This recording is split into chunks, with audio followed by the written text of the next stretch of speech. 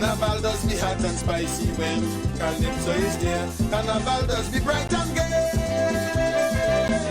Carnival does be sweet and jumpy when the bandmen appear. Everybody jumping away. They will jump and whine and call for more. Jumping up to the sweet tempo. All the while the officials making it. Trouble is the bandmen and the Calypsonian. Scrunting after Carnival done. And yet still we keep on jamming. Every year we come out playing Calypsonian and the bandman. East, west, north and south. From every part of this island we make our contribution. Don't leave us out. Remember we are the ones who make the jump, who make you jump up and prance. We're in the middle of the carnival. We are the ones keep up the bacchanal. We are the ones who make the jump, make you jump up and prance. Working to make this fun and simple. Greatest summer festivity, and yet we treated Calypsonians and bandmen like dirt. All you we weren't.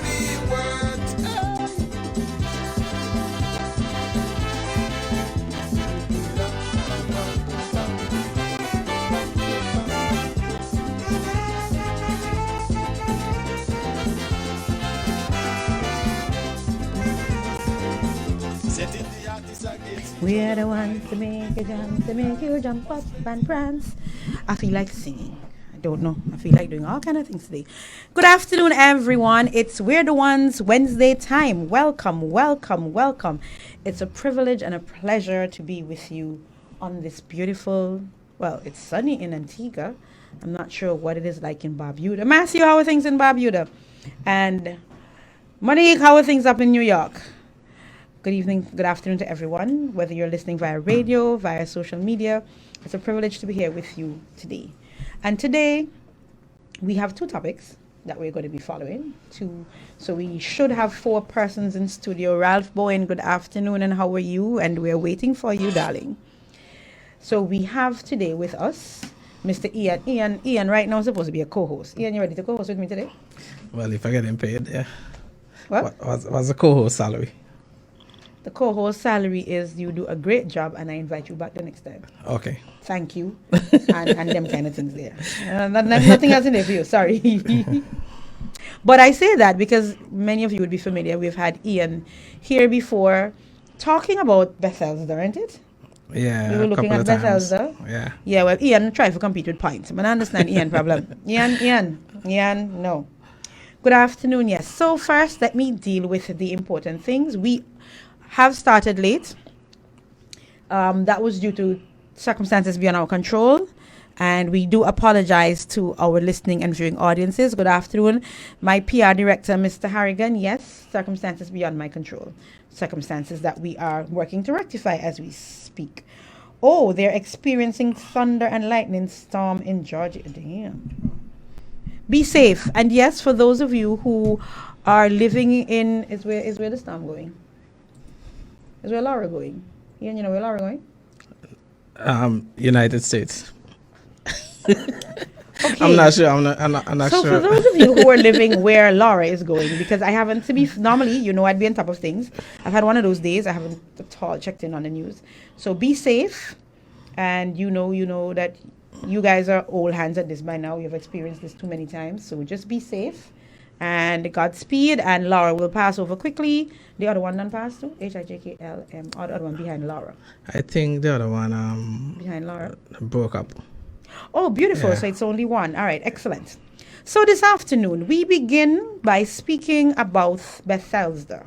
But today we're looking at it from a little different angle, because we're going to be looking at it within the context of the work that a group is doing to restore an institution not just for the Bethesda community, but for the nation of Antigua and Barbuda and the Caribbean, and for the diaspora, and for the world. Did I miss anybody? Mr. No, Joseph? I think you have everybody covered. And our guests for that segment are in studio with me already, Mr. Ian Joseph, and soon to join us, fingers crossed, if you show up and don't get lost in traffic, Mr. Ralph Bowen. Good afternoon again, Mr. Joseph. Good afternoon. How is Bethesda? We feel partly cloudy. I up the hat now. Me see I have all kind of new faces on the political scene, and we're not talking that today. But I just want you to know I'm looking in. And that name come with a big family. A new face. He's not well. An old face on a new slate. Oh, okay. Or on a new side. Old face on a different slate, not new slate. I'm gonna try something new. Anyways, so tell us about. Let us begin by looking at Bethesda. You know how Bethesda got his name? Yeah, I think I know. Tell us. Okay, we can go from the start where Bethesda is the only village or the only community in Antigua that started out of an institution where there was a school that was established by... it was a school first? Yeah, a school was established by slaves in the year of 1813. That's 21 years before slavery was even abolished. There was a institution at what is Bethesda now, which is a school. And this history told us that there was a Methodist missionary who used to teach the children of the slave owners and the nearby plantation. His wife Elizabeth Hartwaite, I think she was more involved in the teaching. It's like Sunday school stuff. But then there was one slave who was called Vigo Blake who thought that for us to be equal, he think that, as black people, we should be taught as well. So he instigated that we should have education. Now, look at the geography. The Thwaites, they used to live in the English Harbour area, and they used to go to teach. These are the Thwaites that we've heard so much about.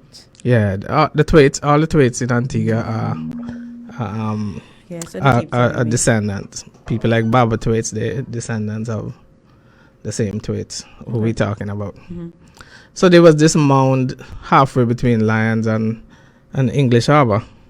And that's Lyons Estate. Lyons Estate, right. Yeah. Mm-hmm. And after Vigo Blake would have approached Mr. Thwaites about education, Miss Thwaites, she fell in love with this mound. And if you know better, it's the exact spot where the Methodist Church sits now. So that's where the first schoolroom was. And the schoolroom was erected in 1813. And y'all have pictures? Because we try to be interactive. If you don't have it now, you can always share with us, and we'll be glad to share it with our audience. Just, so that they can get an idea of this. You mean a picture of the church or the picture of the location? Oh, the location. Yeah, we you have a picture of the school too? There is a picture of the original school, but it's not in my possession, but it's something that we can get to. Mm-hmm. So we look at this story and we think this is too important of a story in the development of Antigua and Barbuda. We're looking at, this is the first place where black people went to school in the whole British West Indies. I'm curious about something. You said that history tells us, and we're told, where do we source the history of this particular historical accounts that you're giving? What's the source? There are a couple of, there's a book that, if you read the story of the Methodism in Antigua, mm-hmm. you would find it right there. Okay. The Methodist was deeply involved in the whole education process, early education process in Antigua. And my reason for asking is because, we have our oral traditions in Antigua. And then sometimes our oral traditions overlap and we have gaps, and then people create along the line. So my reason for asking that is so that our audience understands that this is more than just the oral tradition, that this story is grounded in historical accounts. Yeah, it's grounded in time. Okay. There's an interesting book I think I would ask Antiguans to read that I'm reading right now. Is the Hart sisters. Mm-hmm. The Hart family was a black family who owned plantations at that time. Mm-hmm. So the two sisters, Elizabeth Hart, she was married to Mr. Thwaites, who we're talking about, and there was another, I don't remember the sister's name, but she was married to Gilbert. Mm-hmm. And Gilbert is probably the origin of Methodism in Antigua. Mm-hmm. Gilbert's estate up close to Seat. What's up there? Glanville's. Mm-hmm. So it's a book that I just started reading it, and I think a lot of what we would talk about now is rooted in that book. So COVID is good for you. COVID give you time to read. No, the thing is, even though there is the account of black people going to school in Bethesda in 1813, we're now discovering that black people were taught before 1813, but there was not a formal school setting. Okay. If you understand, and most of it was around Sunday school. Ladies and gentlemen, in case you've just joined us, you are listening to We're the Ones. It's We're the Ones Wednesday on Point FM, and we are exploring Bethesda and education in particular, and its relevance and place not only in Antigua and Barbuda but in the Caribbean. My guest in studio so far is Mr. Ian Joseph. I don't know if I should still say that we're awaiting Mr. Ralph Bowen. Mr. Bowen will be here, but he will be. I'm hoping he's here before we're finished. Yeah. And Mr. Joseph was just recounting for us, based on the historical information, how early, since in the early 1800s, that there was formal schooling. 1813, you said, Mr. 1813, yeah. Right. That it was a formal school set up to cater for the needs of black children in Bethesda village, and that school represents the first such school in the English-speaking Caribbean. British West Indies, I think they call it at that time. I want to be correct. British West Indies spoke English. So right. So we're on the same page, yeah. Mm-hmm. All right. So I asked, you said that you're now finding out that there is evidence to suggest, based on your readings, the story of the Hart sisters, that they had invested in education before the formal school. Before this formal school was open. What do we hear of that? They used to, but like I said before, they were attached to the Methodist Church. Mm-hmm. So one of the Hart sisters was married to Nathaniel Gilbert, mm-hmm. and they were black, right? And the Gilberts, of course, are rooted in Methodism. Right. Mm-hmm. So the story also told us that Mr. Thwaites, who was married to the other Hart sister, they had moved from St. John's. Mm-hmm. I think there was some mishap in the church, and they moved them to the countryside in English Harbor. There's a little detail that we're still trying to find out, because we were told that he was a missionary, but there was something else popping up that he was a stevedore or something like that. He could have been a stevedore who became a missionary. Probably, but like I'm saying, we used to just speak about him as a missionary, but now we're seeing more evidence that he was just more than a missionary. Okay, so we come forward now. We know that we had that first school. What else is significant in terms of education as it relates to Bethesda, the village? Anything that you care to share with us now? Or you have another? I think the other day we did a documentary on the community, and like I say, going forward, I always try. People like to call me historian, but I always say no. I was a student of history, and I think I learn as I go by. And Principal Foster Roberts was one who was interviewed on that documentary, and I was shocked to learn that from the Bethesda community alone, we produce over 50 principals in Antigua. Name a few. Maybe some. Yes, everybody knows Mr. Austin Josiah. Let me take well, that Mr. Josiah is not from Bethesda. He's not from Bethesda? No. Also, he's not counted in the 50? No, he's not from Bethesda. Oh, I'm talking about that. Okay, go ahead. Came out of Bethesda. Give us some. I will not be able to give you all of them. No, there's a few. Well, you know, Foster Roberts, he's one of the best principals. Let me shout it out now. He fixed schools in Antigua, and we have issues. I said we to call him name Mr. Roberts. Principals, not to advertise. The best teacher ever in Antigua, Miss Lucinda Payne. She was a principal at the said Bethesda School. Mm-hmm. We have.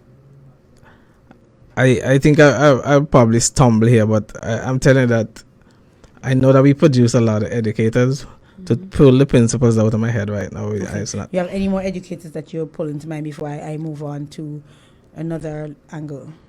We have people like Houston Sobey. He was one of the early educators. You know Andre Matthias. He's at APA. He's an educator too? He used to teach. Ralph Bowen used to teach. Okay. So Alright. we come from a family of education in the community. I'll probably put it to you that if you go around Antigua, because of the vast number of teachers that we've had over the years, that you might be surprised to see you're not so special. But we're gonna leave that there for now. But we have to claim what is ours. I'm not gonna say that we're unique, but we have to claim what is ours. Okay. So my next question is that you went to Bethesda Primary School? Yes, I did. How old is that school? The plant that sits on the hill now, that was erected in 1961. You know the history behind that school? In terms of who put it, 1961 would have been, we know what era that was. I know recently that the Bethesda community, what's the name of that group that you guys have formed? The Bethesda Hope. Bethesda Primary School Restoration Incorporation, I think. Why do we need to have a restoration society for a primary school? We think that the history around the institution is too important to just go away.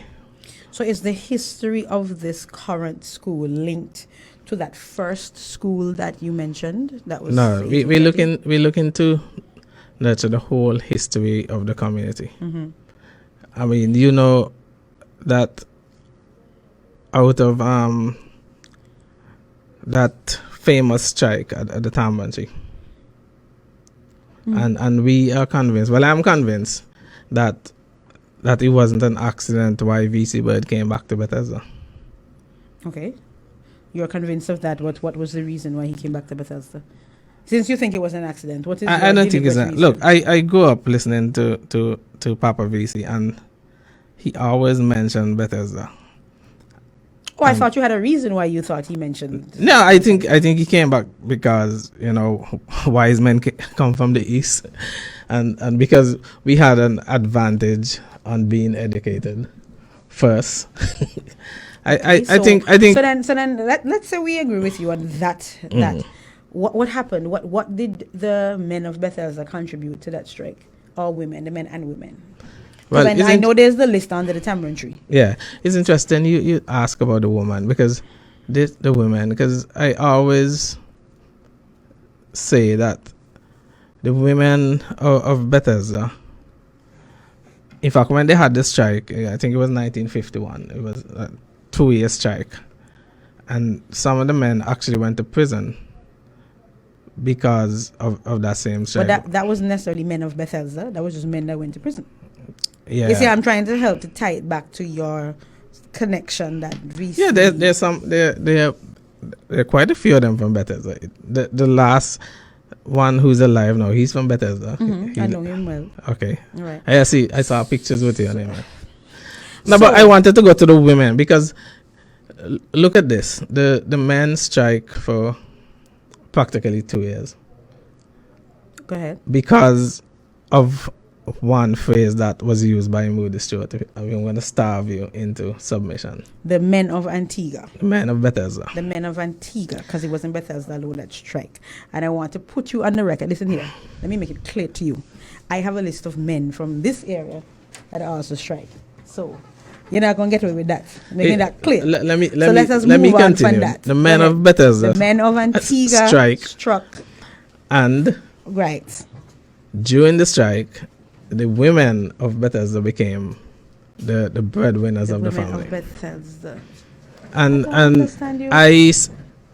I saw growing up that most of the women in Bethesda, they were look at it. The men were working for Moody Stewart, right? The men and women of Antigua, a lot of them, yes, work for The me. men of sure. Bethesda. Let's talk about Bethesda. No, I can't talk about Bethesda when you talk about the strike. You made a very broad statement about the strike. So once you start to talk about the strike, then it becomes a national event. So if you want to narrow back down to Bethesda, then we can go back to the education. But once you open up to the strike, Well, because that's hear what I what? told- Because I- hear what? I have direct relatives who were part of that strike who were not from That went to Bethesda. prison. Yes, that are not from I Bethesda. had an uncle who went to prison too. No, the point I'm making is you want to make it about Bethesda. And I'm just going to tell but you. I'm telling if we're you, going to it's a- talk about Bethesda, let's talk Bethesda, but let's not necessarily talk the strike. At this point, you ready? No. Ladies and gentlemen, you are listening to We're the Ones on Point FM.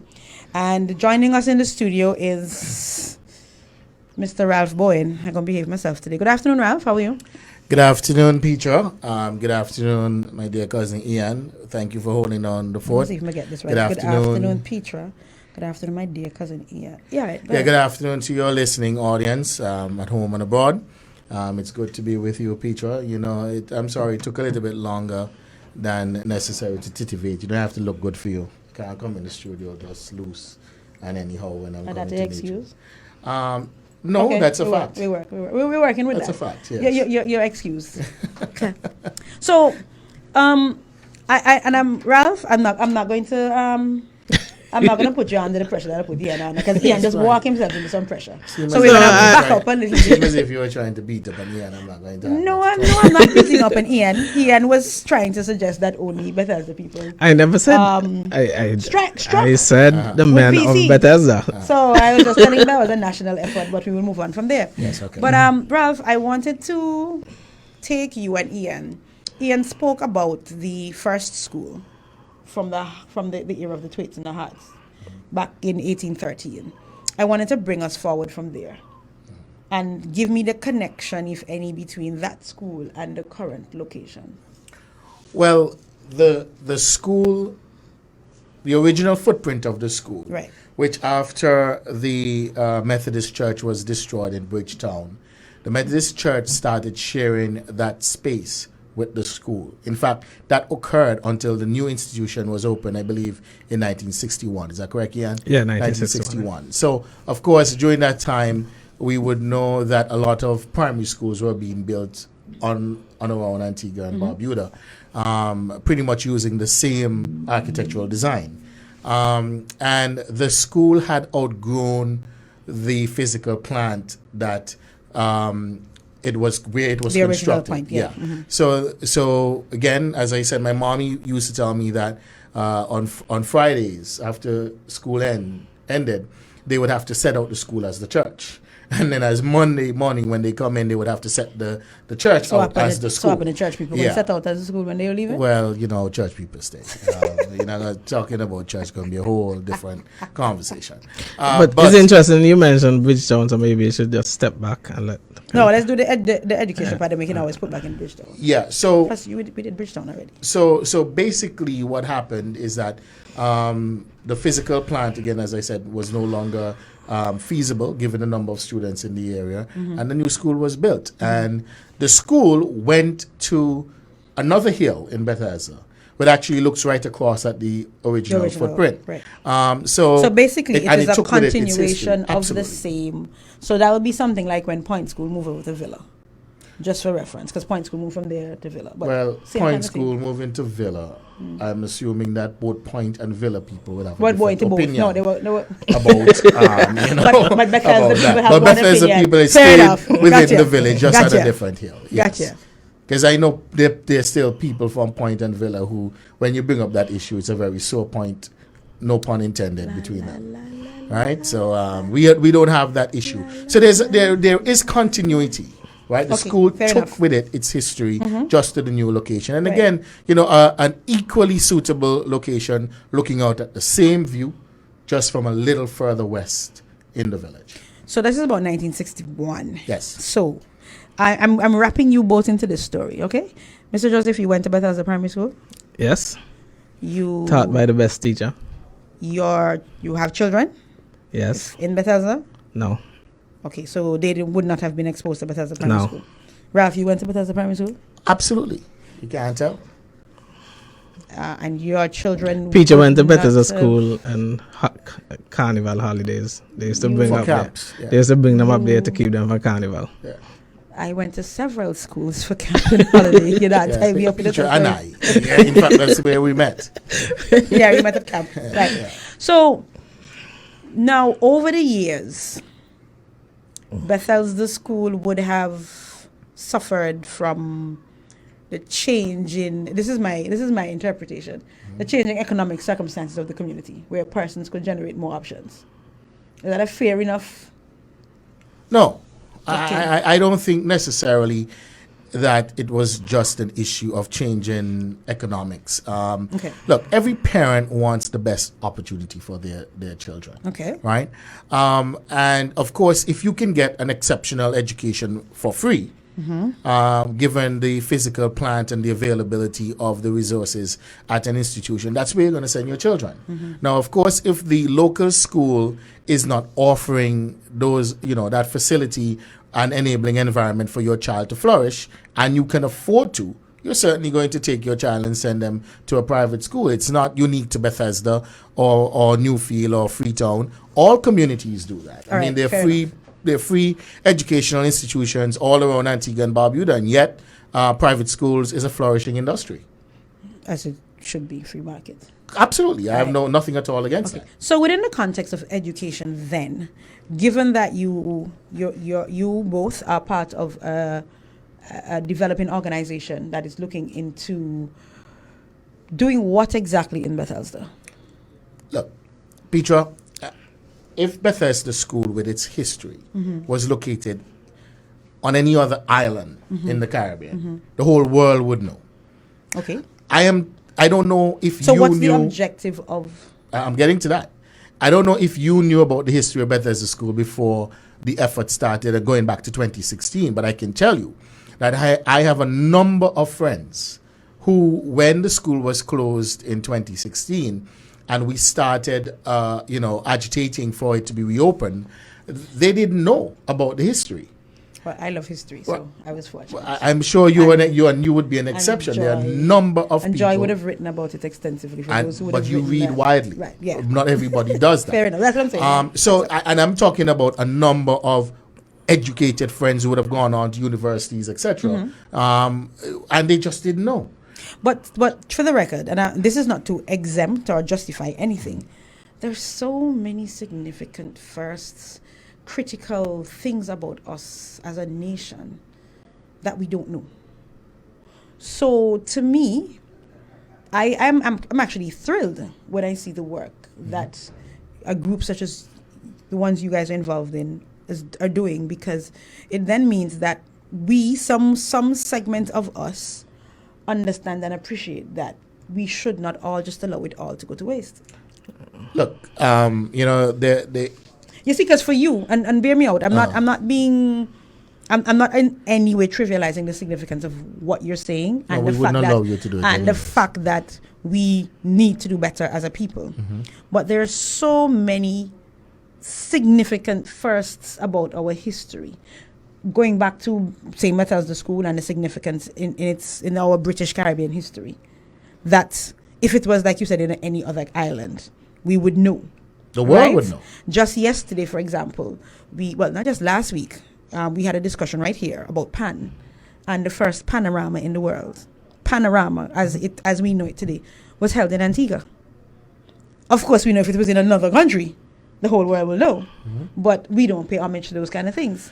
So what I'm saying is that I understand the significance. I don't want us to overly consume ourselves with beating up ourselves, and I say ourselves collectively because government is us, that we have not done right by this historical significance. We have not done right by our history. Bethesda Right. School is a singular example of that. It Of many happens to be things. a very Right. prominent one. Agreed. So where we now, I went to school throughout all of my early education. I think Ian did the same thing, perhaps. And we you, never knew. all the way up to Sixth sixth form. and we never knew. And I was never taught Antiguan history, Antiguan and Barbudan history. I Agree. make it a point to always say Antiguan and Barbuda.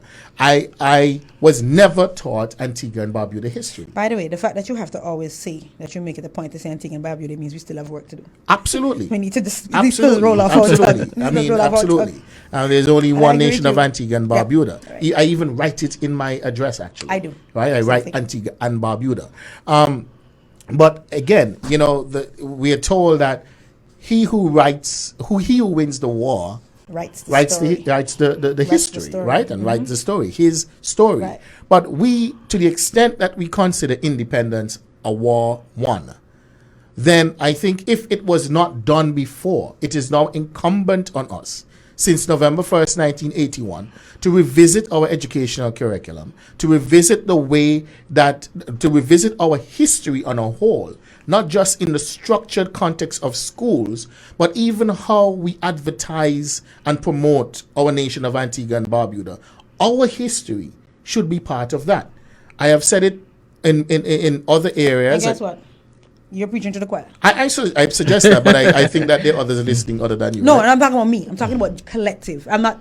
That statement was not a Petra statement. Well, I think well, we Petra- collectively are coming into a consciousness, and I'll say this, in that I agree that November 1st.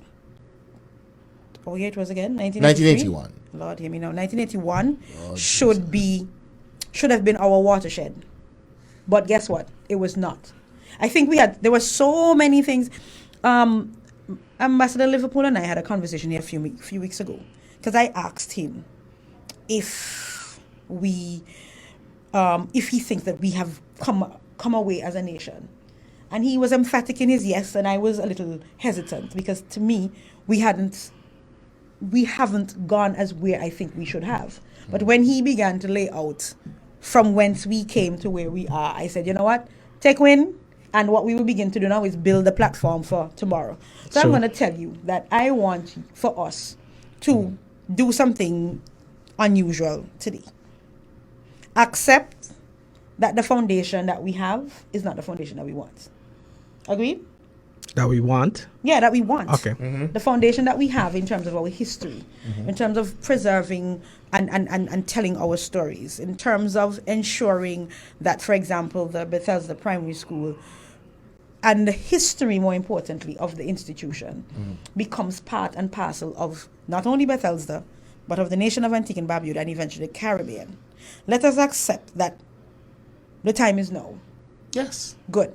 In that context, I want to look at the institution, the not-for-profit you guys have just set up, in terms of the vision and the mission and how it can play its part in this process. I invite you and all of your listening audience to come out to Bethesda on Saturday morning, or anytime on Saturday between 7 o'clock in the morning and you would say about 3 o'clock in the afternoon. Yeah, about 3, yeah. Okay. Right? By then, normally the sun has beaten us into submission by that time. Just come and stand in place and take in the view, take in the school, take in the aura. You're telling the rest of Antigua to The come whole and of stand Antigua. there. Not me. I don't remember seeing you. From how long no me don't stand up, babe? Me go watch cricket. I watch Yeah, cricket me on not Sunday talk about regularly. no now. cricket. It's my bathroom, you Hi, know. excuse me. I'm not talking about Unfortunately, no I can't cricket. say that. I have to stop now. Yeah, because anyways, I'm not Go touching ahead. that. Right. I'm not talking about cricket. I'm talking about since the cleanup effort has begun. Okay. Right? The effort that we have embarked upon, Petra, Ian, I don't know if he told you because I had some reception issues coming and listening. This is not a Bethesda and Christian Hill issue. This institution, the footprint of it happens to be in the village of Bethesda. I heard that part where he told you the village came up around the school, Right. which is a unique thing, perhaps. Very much so. If we were to investigate that, maybe that's another first, right? Where the village got its name from the school. But be that as it may, we are embarking on something that is a national effort. So we're not closed to anyone else. In fact, we invite with open arms every Antiguan and Barbudan, no matter where you are, because as a community, our vision for that institution cannot be realized just on our singular efforts. It's going to take everybody, all hands on deck. I have friends in New York who are already volunteering to come and work, because Ian probably would have told you that the original school, was built on volunteer labor. Now imagine a slave in 1813, after slaving in masses fields, whether it's cane, cotton, or cows, whatever. And those are the longest working days, right? Because the union, well, that's one of the things the union was fighting for, to shorten working days. So can you imagine if the union in post-slavery time, right, in the 50s, fighting for shorter working days, what the working days looked like in 1813, when we were not even considered human beings. Right. Now, if slaves could volunteer after working to build a school, which would empower their children. Because borrowing, of course, the motto of the second greatest education institution in Antigua and Barbuda, Pearce Secondary School. I'm sure Ian would agree, right? Yes. True knowledge. The second greatest? Second greatest. Yeah, I agree. True knowledge. Second only to Bethesda School, by the way. Just so there's no ambiguity. True knowledge is light. And they would have recognized that knowledge meant something, and they were willing to volunteer. So if slaves, Vigo Blake is only one of a cadre of people who would have worked to make the school a reality. If slaves could volunteer, we in 2020 can volunteer. Volunteer for? To rebuild the institution. So we're going to get to that. All right. All right? So what we intend to build at that site, which will be the continuation of the legacy of the school, is the number one educational institution in all of Antigua and hopefully all of the Caribbean. We envisage building a primary and secondary school. Private? No. Private only in the context of it is owned by a not-for-profit foundation. Okay. But education will be free. It will be considered a charter school concept, right? The education will be free. It's open to all Antiguans and Barbudans. If slaves could build to a school for educating slaves, how dare us come now to ask people to pay for education? It'll be giving away education. It's free. And we are convinced that we can raise the monies to do this. Now, it's going to be a primary school, at least this is the vision, a secondary school, an adult education facility, and a skills-based training facility. So it's not just, reading, writing, arithmetic. People who want to learn how to do plumbing and electrical work, and especially early in life, would have recognized that this is something that they are excited about. They will be able to get that skills-based training there. Now, you may not know, but there, just west of the school, was a government agriculture facility. Yes. I think established either in the 60s or 70s. And we are seeking to marry the institution with maybe about 5 to 10 acres of land within there. So that, again, the children can learn. No matter whether you're going to become a farmer, you should understand, graduating from that school, the concept of what it means to plant and grow food. Now, some may ask, well, why not just we put on the roof on the school and, put back in some chairs? Put back on the roof on which school? Well, part of 1/3 of the school, well, actually, 1/4 of the school was blown away in a hurricane and never replaced.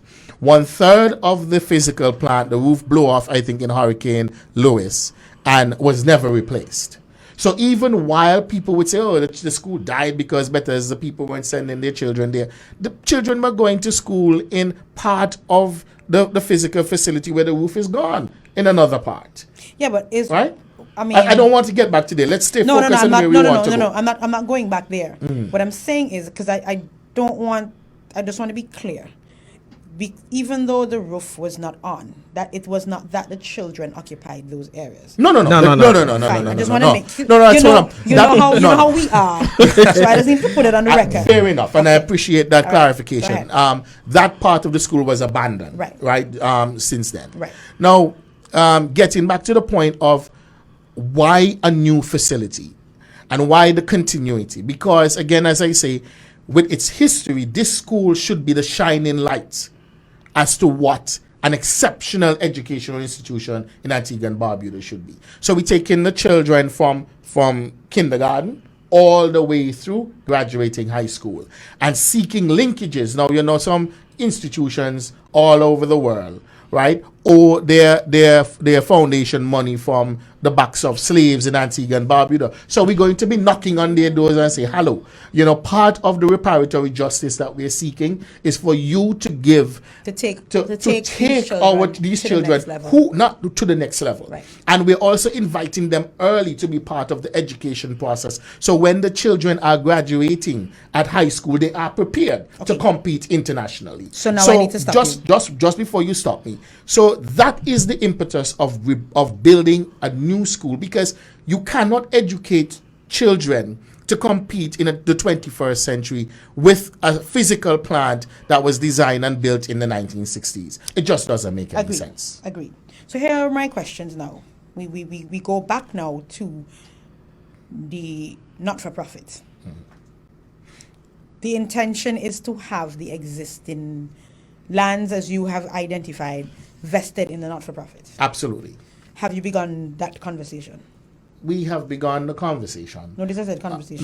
We have begun the conversation. Look, we have already heard and Ian, please jump in at any time. I don't want to overtake. Petra and I get together. We tend to have a conversation and jump in as you see fit. And how long right? now? And he contact me. He only contact my child. So maybe your child has become better conversation recently. But anyways, I want to say clearly, and we will repeat this over and over, this is not a political effort. Hold on, wait. No. I need you to back up a minute.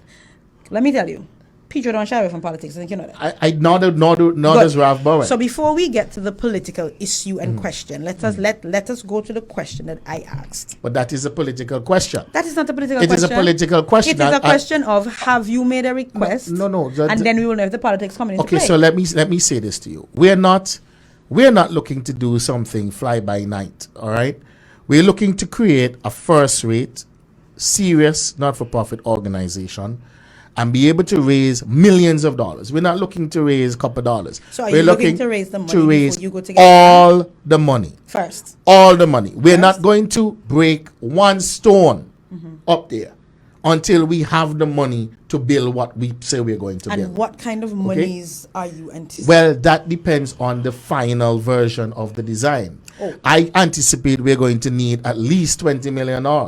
But doesn't design depends to a large extent on what lands you have available? We have ton of land. No. Antigua have ton of land. No. Have ton of land. No. We have ton of land. My question remains, Mr. Bowen and Mr. Joseph. Get comfortable. Have you, as part of this process, begun the dialogue to secure... With who? Who you gonna talk to? Is who on the land? I think what Mr. Bowen is saying, right? And let me jump in here. We have started our conversation. With right? whom? Let me continue. But hold on. Ian, you know the drill.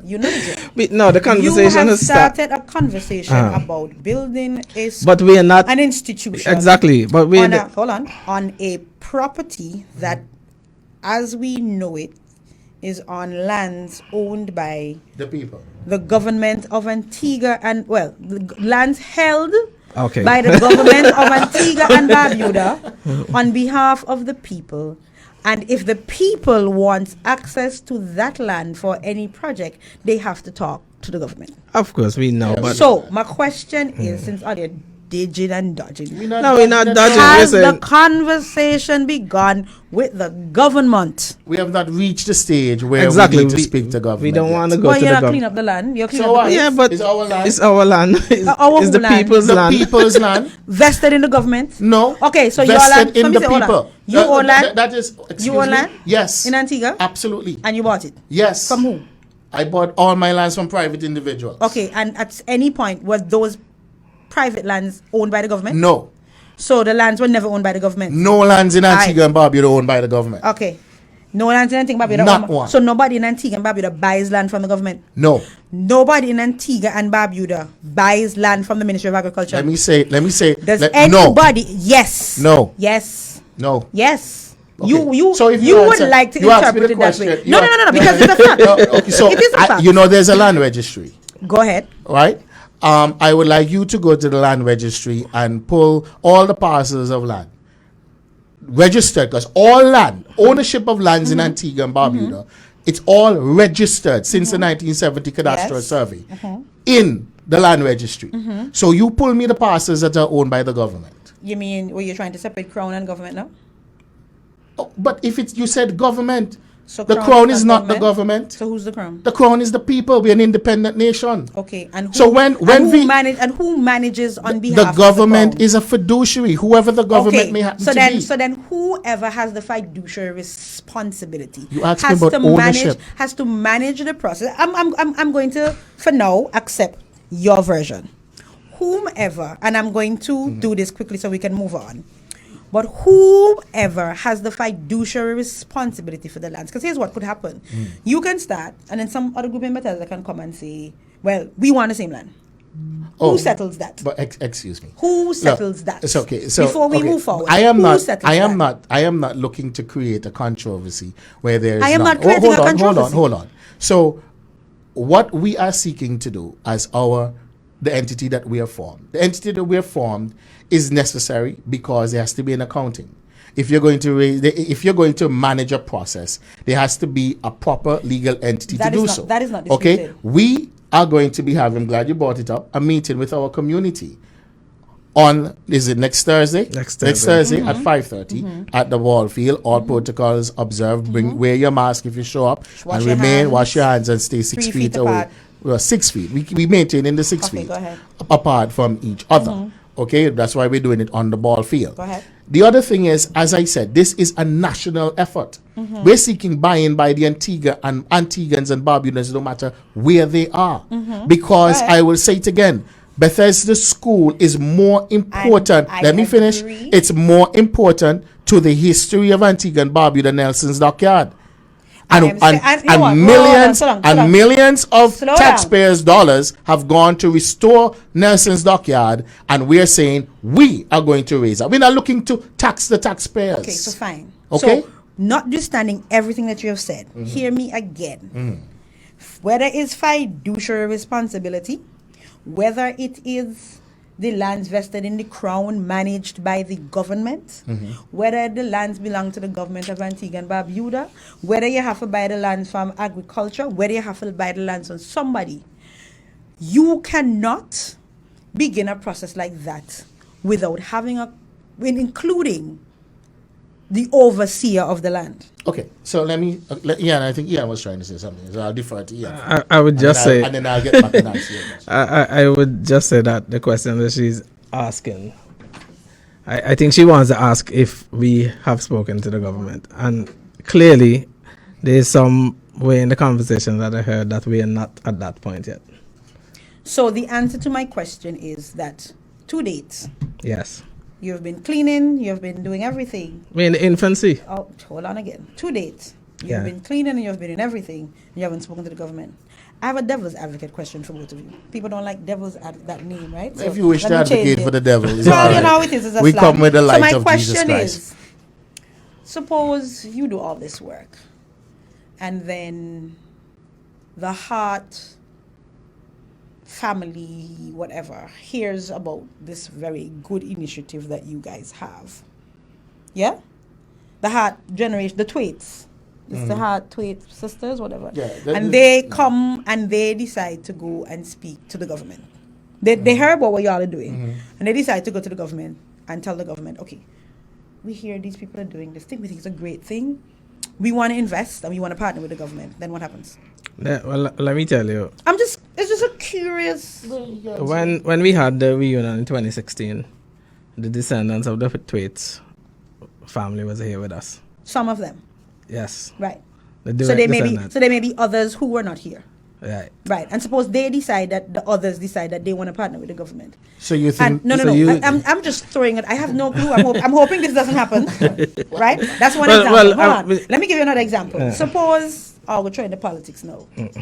Suppose in the spirit of politics that happens in Antigua from time to time, that one MP or one stakeholder or somebody else decides that y'all haven't raised the money today and I have some money and I want to approach the government to a project there, how do you ensure that you have first rights to that location without it becoming confrontational and overly bothersome?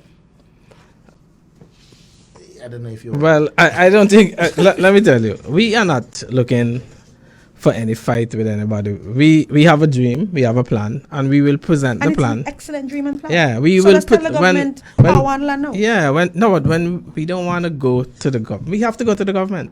Really? Of course, we have to go to them. Ralph? Yeah, we Because have to, have to go to them. Ralph has been suggesting that No, he never suggested that. What he was saying. It is free it land. is no, No, it is and- our. and- our land. It is our I have land. been saying that notwithstanding that there is a process to ensure But I'm sure that he there said. is a peaceful I'm sure that settlement I of heard. that land. We're not looking for Yes. any war. Suggest that there's a war now. No, There's no now. war. So we- Okay, and we so don't so want so, any so war. let me answer the question for you, right? This way. When we have our system in place, where our structure is in place to present the plan to government, that's when we present it. Exactly. As So Mr. you Joseph are said. going to the government. But we have to. We have to go good. to the So we government. can We move have on to, now. no, we can't. You know how long- you know how long- no, you know how long it took- we you know how long it took you to say you were going to the we government? cannot move on because what you did, you threw all kind of sub out there. Because No, and there was a hold reason. on, hold There was on. a reason no, for no, that. No. From the beginning, we said this is a partnership. No. Go- From the wait, beginning, from the you beginning, said that is your land. You asked me and about. it's your place. You asked me about. So I wanted for it to Petra, be clear. Let me be very clear. So let me be very. I'm going to turn to your mic and be very clear. The lands of Antigua and Barbuda that are registered in the Crown are the lands for the people of Antigua Managed and Barbuda. with Let a me finish. fiduciary Let me responsibility by the finish. government. Let No, me I finish. can't let you finish without adding but that. you can't add it Go because ahead. I'm not finished. You don't know what I'm going to say. Go ahead. All right. The lands belong to the people of Antigua and Barbuda. Let me go further by saying Antigua and Barbuda has a unique history when it comes to lands because the lands were actually purchased by our taxpayer dollars, vested in the Crown only for the purpose of management. Because there are theories in real property law that says there's also a law, there's a rule against perpetuity when it comes to land ownership.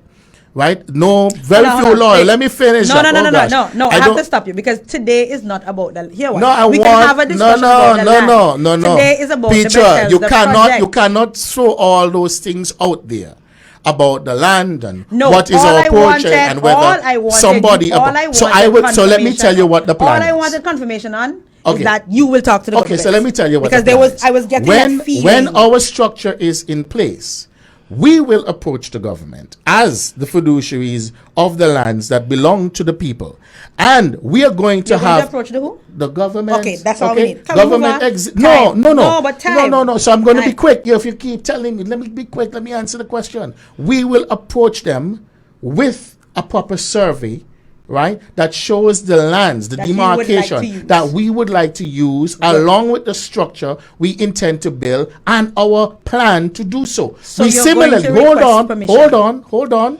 Similarly, we only want a memorandum of understanding that the vesting of the lands don't even have to occur before we raise the money. Such is our confidence that we will raise the money. Once the money is raised and it is in place, and believe me, there will be transparency. These will be audited funds, okay? Then we will say to government, vest the land in the non-for-profit, and that is when we will, for the first time, destroy anything or demolish. I don't want to say destroy, demolish anything that is up there. Okay. We're not looking to do So, nothing. Ralph, in the This interest is of a- going this is a- forward. This is a fight that doesn't even exist because There's who would no want to fight education? Ralph, listen again. There's no fight. All I was asking is, make it clear, because even persons who are commenting are seemingly of the opinion that I'm picking a fight. I am not picking a fight. Let me make it clear. No, well, we're when the capable of fighting, conversation, we know that. Okay.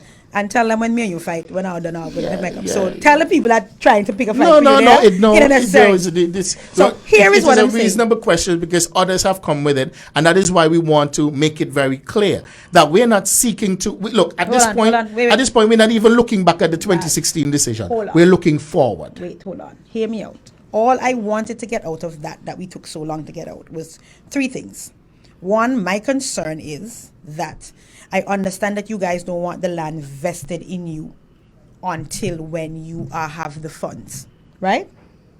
That's what you said. We want the lands vested when the structure is in place to allow for things to go. And believe me, the vesting can be done even with a remain. It's a not-for-profit. Good. So it can be written where at any time it goes back to the people. To the people. Back to no government. Sorry, to the people. Well, somebody has to be the people. No, the government is never the people. Okay, so here's my question. So what I'm saying is, I am concerned in terms of the order of things that we need to ensure that the land remains free for the project. That is my thing. My concern is, so for me, as an outsider to the internal workings of the project, I'm very interested in seeing the success of this project. I wanted to know if consideration will be given to approaching the government early to ensure that there is no notion that anybody else could get first rights to their while you guys are putting things in place. Well, that's all. Here's the thing, right? That's all. Is that unreasonable? Yes. That is unreasonable? Yes. Not Okay. altogether unreasonable, but I will tell Okay, you. Not altogether unreasonable, but I will put it to you this way. These lands have been utilized for educational purposes before Right. I was born. Okay, as I said, since the 1961 that school was opened there, nothing else has happened there. It would be quite dubious, and I'll say this publicly, if anything were to arise now. No, I'm saying it could be education, but it could be some other education thing. So here's the other point I am making to you, Petra. We are a nation of people. We're not a nation of government. We're a nation of people. Agreed. And if the people decide that this is what we're going to do here, government falls in line. Not And people falling in line with government. Ralph, hold on. You see, I want to answer the questions, including for those who would be of further persuasion to think that somehow, because people have said, how dare you guys go do this? This is government. Oh, no, I think it's an excellent initiative. I'm like, wait a minute. Slow you know down. what? Governments don't go to school. People do. Ralph, slow down. Hear me out now.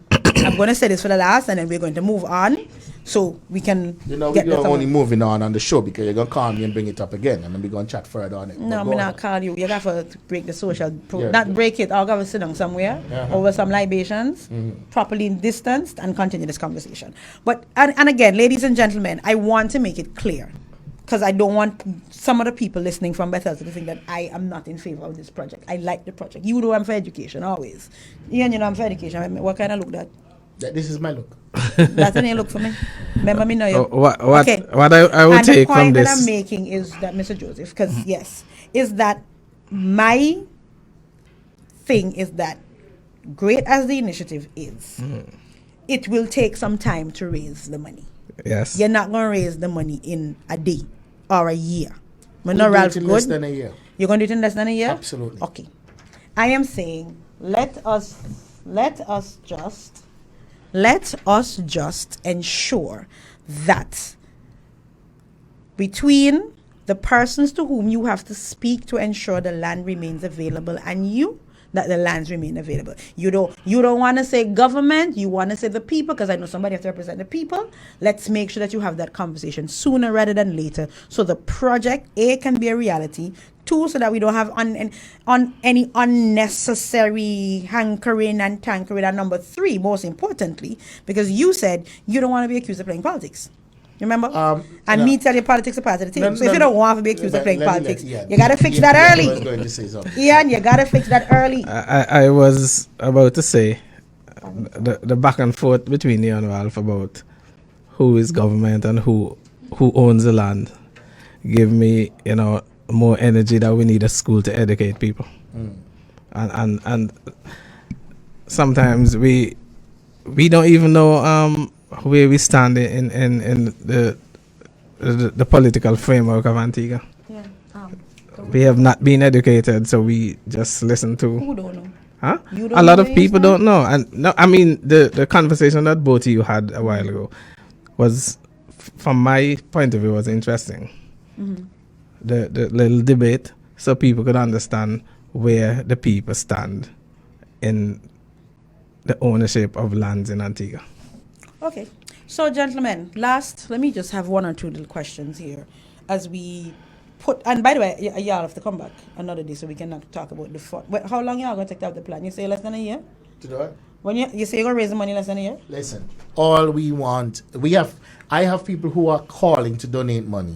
We have no way to accept the money. You know, Antigua and Barbuda people say when the collection is the money. Ian and I have kept a clean record, as well as the other members of our board, and we intend, you know, our youngest. What's the name of the not-for-profit? Is called the Bethesda School Heritage Foundation. The Bethesda School Heritage Foundation. Yes, and it's in the process of being formed. Okay, and the main objective of the Bethesda School Heritage Foundation is to?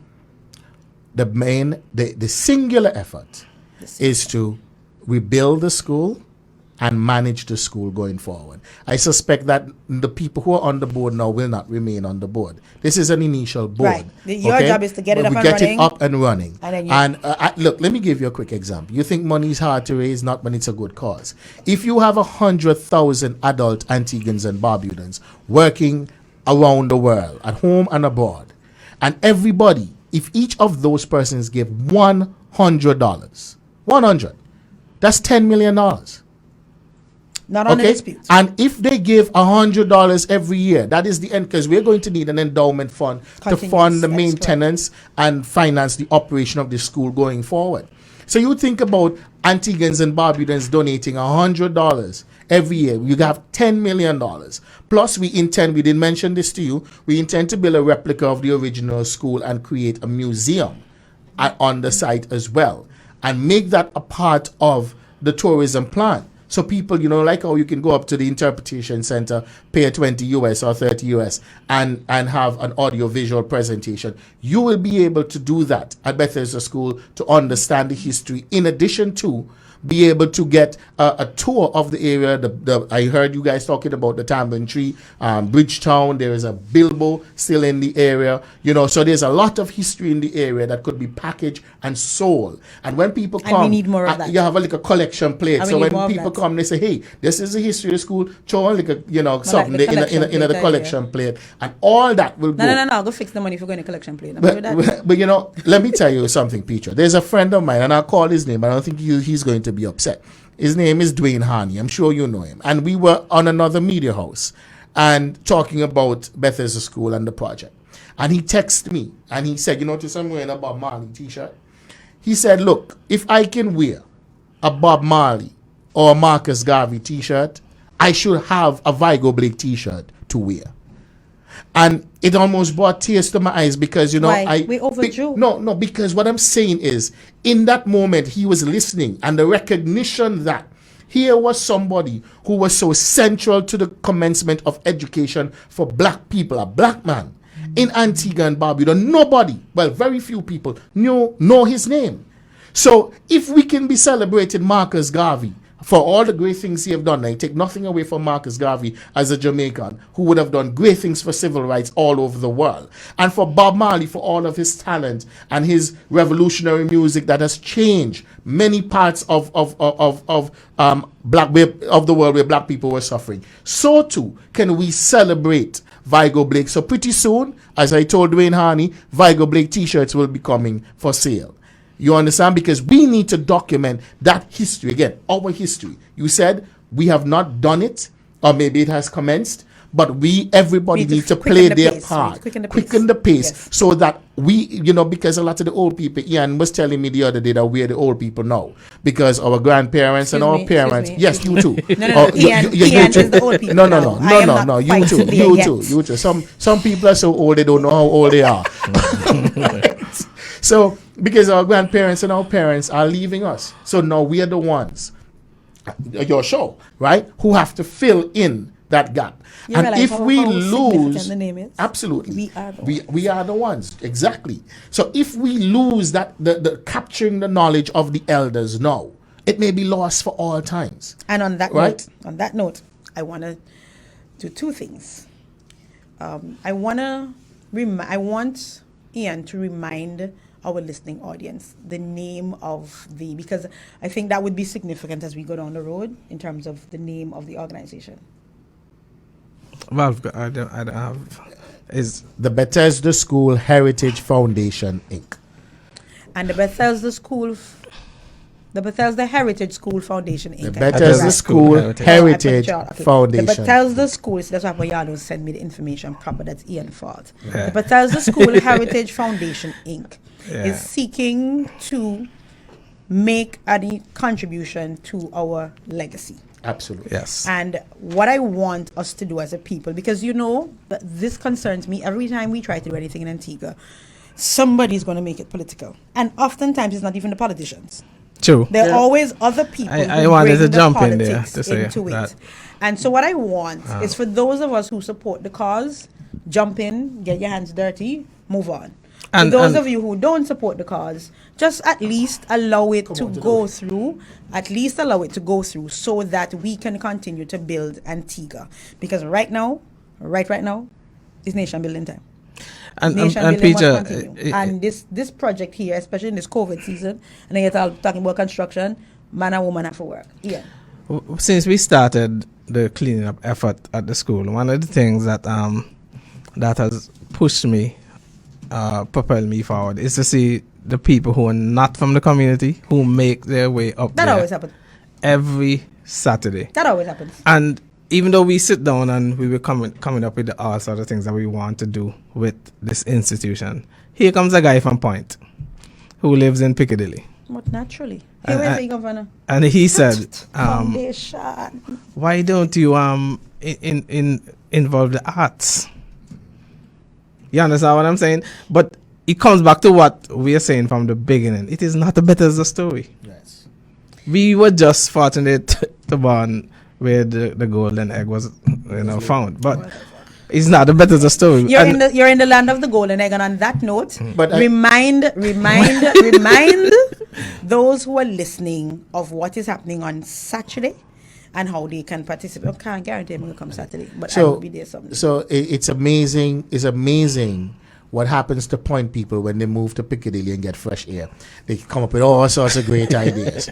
Endaba, right? So that being said, on Saturday, as we have been doing all along. Well, remember in the Point. It's all right, man. They're good people in Point.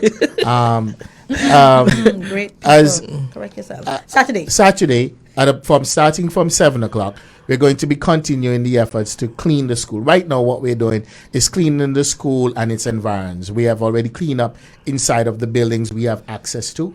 The building that with the roof caved in and everything just fell in there. We cleaned all of that up. I have to give a plug to Troy Lawrence, Danny Goodwin, Jason Goodwin, his brother, and Rowan Charles. Every week they come. Sometimes they give up jobs to come to use their backhoes and trucks to help with the cleaning up. There are lots of big trees that were growing into the school, around the school. So we're getting rid of all of that, clear the area. The next step would be to probably demark the area, right? We have so for now, we just want people to come. And look, if you just, even if you don't want to clean up, if you want to come and give them $5 towards the fuel. And then after Saturday, when next? Every Saturday. Okay, we've been doing it every Saturday. So every Saturday, we gonna come up. And let me put in there, if you want to come and bring us $5, bring us some water. The guys donate their trucks and their backhoes. So we feel the need to give them something for petrol. They don't ask for it, but I think it's the right thing to do. You can come and get some good fried dumpling and Caesar rice to the ladies and up there cooking. On that note, but bring some money, and you can even just come and get the experience of the history. Standing there, somebody from the community would tell you. My last question. Camps go back there? Yes, of course. Because it doesn't tell if you're not having camps. Yes, of course. All right. On that note, ladies and gentlemen, you have been listening to We're the Ones. No, you are listening to We're the Ones. My apologies. We are coming to the close of our first segment. We looked at a very important and significant initiative that is ongoing in the Bethesda community with national significance, and my guests were Mr. Ian Joseph and Mr. Ralph Bowen. Join them Saturday and every Saturday as we begin to restore a piece of Antigua and Barbuda's history. We will take a break and we will bring our new guests for the next segment, and we'll be right back. Thank you for having me.